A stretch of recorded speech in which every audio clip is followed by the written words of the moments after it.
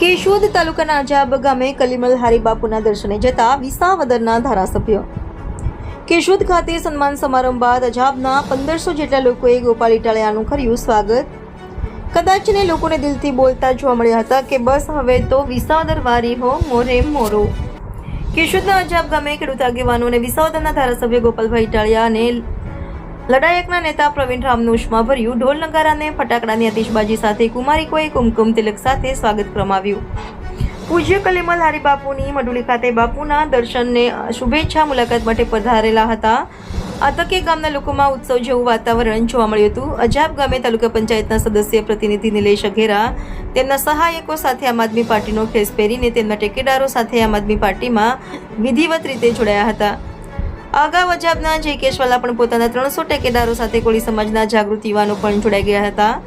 આમ આદમી પાર્ટીમાં જોડાતા કેશોદ વિસ્તારમાં ભારતીય જનતા પાર્ટીના ભૂકંપ સર્જાય તેવું લાગી રહ્યું છે કે કેશોદનું મોટામાં મોટું વિધાનસભા ક્ષેત્રોનું ચૂંટણી પરિણામ પર નિર્ણાયક રહેતું અને લીડ આપતા ગામમાં આમ આદમી પાર્ટી મજબૂત થતી જોવા મળતા આગામી દિવસોમાં કંઈક નવા જૂનીના એંધાણ જોવા મળતા હતા.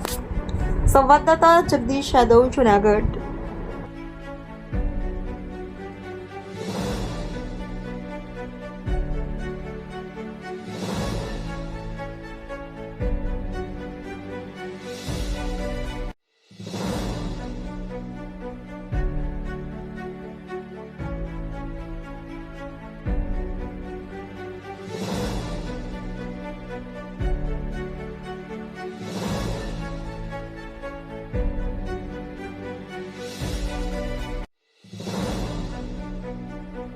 તોડવા પટેલ સમાજમાં પધાર્યા હતા ત્યારે ત્યાં પણ જંગી લોકો આમ આદમી પાર્ટી સાથે જોડાણા અને મેં ગોપાલભાઈને રજૂઆત કરી કે આજે અમારા બાપુના મઢુલીના દર્શન કરી અને લોકોને તમે ત્યાં આવો તો એને અહીંયા અજાબ મુકામે તે પધાર્યા અને ત્યાં જંગી માણસો આવ્યા અને ઓછામાં ઓછા 1500થી 2000 માણસો ઉપસ્થિત રહ્યા અને ખૂબ મોટું સમર્થન આપ્યું અને અજાબમાં પણ વિસાવદર વારી થઈ. કેશોદ તાલુકામાં પણ વિસાવદર વારી થાય એવું દેખાઈ રહ્યું છે.